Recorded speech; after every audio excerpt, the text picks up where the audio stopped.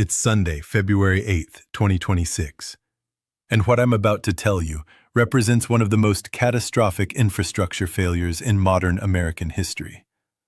We are now 2 weeks past Winter Storm Fern, and the situation across the southeastern United States has not just failed to improve. It has continued to deteriorate in ways that should shock every American. The death toll from Winter Storm Fern has now officially reached 29 confirmed fatalities in Tennessee alone, making this the deadliest winter weather event the state has ever recorded. And that number is still climbing as recovery teams access remote areas that have been cut off from civilization for over 2 weeks now. What we're witnessing is not just the aftermath of a severe storm.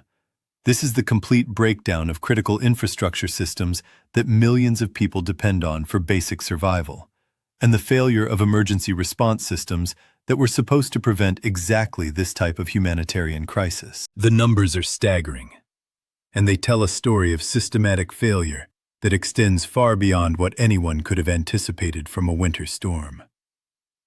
As of February 7th, more than 900 customers remain without power in Tennessee. But that number doesn't begin to capture the scope of the crisis, because it represents the hardest-hit areas where power restoration has become not just difficult, but in some cases impossible with current infrastructure.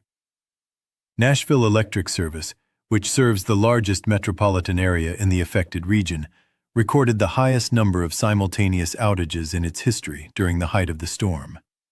230,000 customers without power at the same time, representing nearly half of the entire city going dark in a matter of hours. What makes this crisis particularly devastating is the duration and the cascading effects that have turned what should have been a manageable emergency response into a prolonged humanitarian disaster.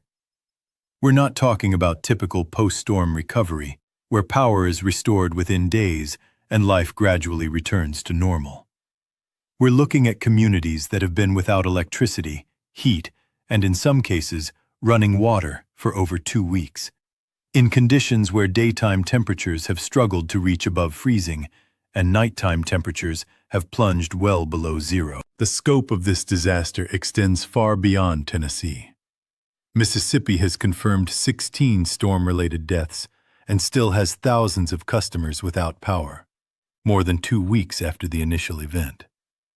The University of Mississippi in Oxford has been forced to remain closed through at least February 8th. That's more than 2 weeks of academic suspension at a major state university, because the infrastructure damage is so severe that normal operations cannot resume.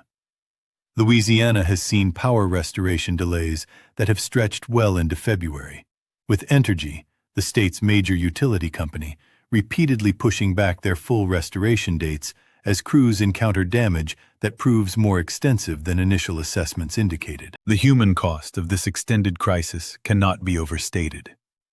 In Nashville alone, nearly 440 people have been sleeping in community centers, being used as emergency shelters every night for the past 2 weeks, while another 1,400 have been staying in area homeless shelters.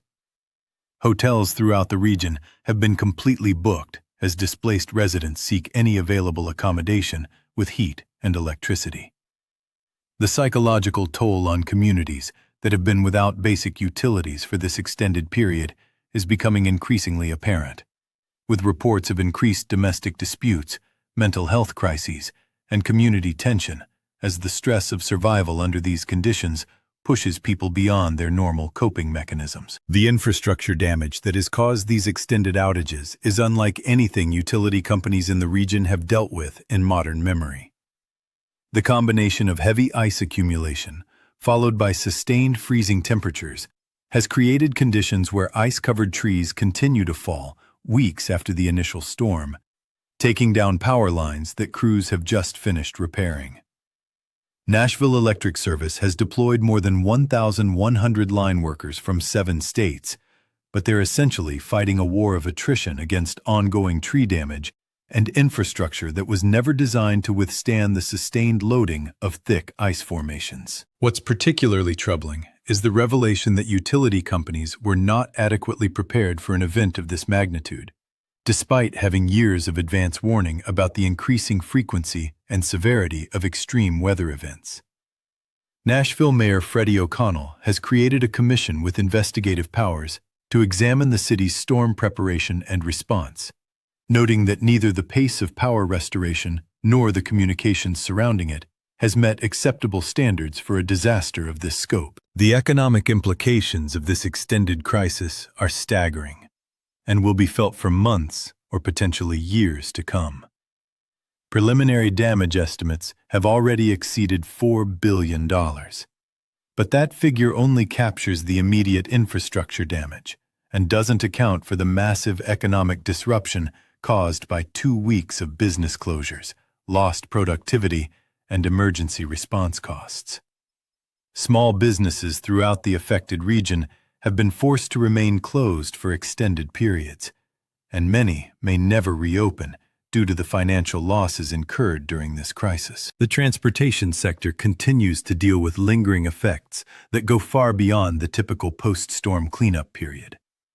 American Airlines has called this the most disruptive storm in the company's 100-year history, with more than 9,000 flights canceled and effects that were felt for over a week after the storm passed. The ripple effects through supply chains and logistics networks have created shortages of everything from groceries to medical supplies throughout the affected regions. Educational systems have been devastated by this crisis, with entire school districts forced to remain closed for weeks.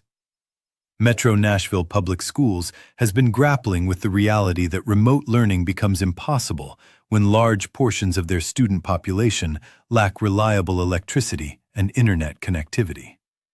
The superintendent has indicated they may need to request waivers from the state to avoid extending the school year significantly to make up for lost instructional time. The healthcare implications of this extended crisis represent perhaps the most alarming aspect of the ongoing disaster.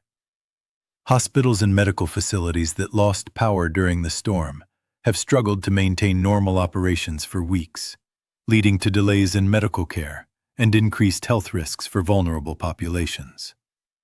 The Tennessee Department of Human Services has been forced to implement emergency programs to replace spoiled medications and food supplies for people dependent on refrigerated medications and those receiving SNAP benefits. Carbon monoxide poisoning has become an ongoing threat as people continue to use dangerous heating methods in homes without power. Emergency rooms throughout the affected region have seen increased admissions for carbon monoxide exposure, hypothermia, and injuries related to unsafe heating practices. The fact that these admissions are continuing 2 weeks after the storm highlights the desperate conditions that many people are still facing. The water system impacts have created additional layers of crisis that compound the problems caused by power outages. Multiple water treatment facilities lost power during the storm and have struggled to maintain consistent service as power restoration has been delayed. Residents in affected areas have been forced to boil water for extended periods and in some cases have had no running water at all for days at a time. Emergency shelters and warming centers that were opened as temporary measures during the storm have now been operating continuously for 2 weeks, straining resources and creating logistical challenges that emergency management systems were never designed to handle on this scale. The American Red Cross has called this one of their largest disaster responses in recent history. But even their extensive resources are being stretched beyond normal capacity. What makes this situation particularly frustrating is that similar events have occurred in other parts of the country in recent years. Yet the lessons learned from those disasters do not appear to have been effectively applied to prevent the systematic failures we're seeing now. The 2021 Texas power crisis that killed more than 200 people should have served as a wake-up call about the vulnerability of electrical infrastructure to extreme weather events. Yet here we are, 5 years later, watching a remarkably similar scenario unfold in Tennessee and the broader Southeast. The federal response has been significant, with President Trump approving 12 emergency declarations and FEMA providing both public assistance and individual assistance programs. However, the scope of the crisis has tested the limits of federal disaster response capabilities, particularly given that FEMA entered 2026 already short-staffed, with only 12% of its field workforce available at the beginning of the disaster season. The Tennessee Emergency Management Agency has established multiple programs to assist with recovery efforts, including a crisis cleanup hotline that will remain active through February 13th to help residents with fallen trees, property damage, and other storm-related cleanup needs. However, the demand for these services has far exceeded the capacity of volunteer organizations to provide assistance. Looking forward, the challenges facing the affected communities extend well beyond simply restoring power and clearing debris. The psychological trauma of surviving 2 weeks without basic utilities in life-threatening conditions will have lasting effects on individuals and communities. The economic damage will take months or years to fully repair, and many small businesses and families may never fully recover from the financial losses they've incurred. The infrastructure vulnerabilities exposed by this crisis demand immediate attention and significant investment to prevent similar disasters in the future. The electrical grid throughout the Southeast has proven inadequate for handling the types of extreme weather events that climate scientists have been warning about for years.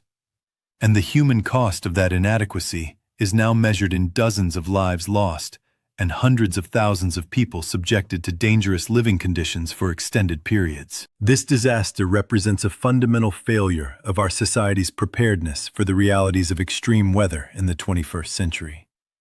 The fact that a winter storm can leave major American cities without power for weeks and result in dozens of deaths should serve as a wake-up call about the urgent need for infrastructure modernization and improved emergency preparedness. The people of Tennessee, Mississippi, and Louisiana deserve better than what they've experienced over the past 2 weeks, and ensuring that similar disasters don't happen again should be a national priority that transcends political divisions and regional interests. The recovery from Winter Storm Fern will continue for months to come. But the lessons from this crisis demand immediate attention if we are to prevent similar humanitarian disasters in the future.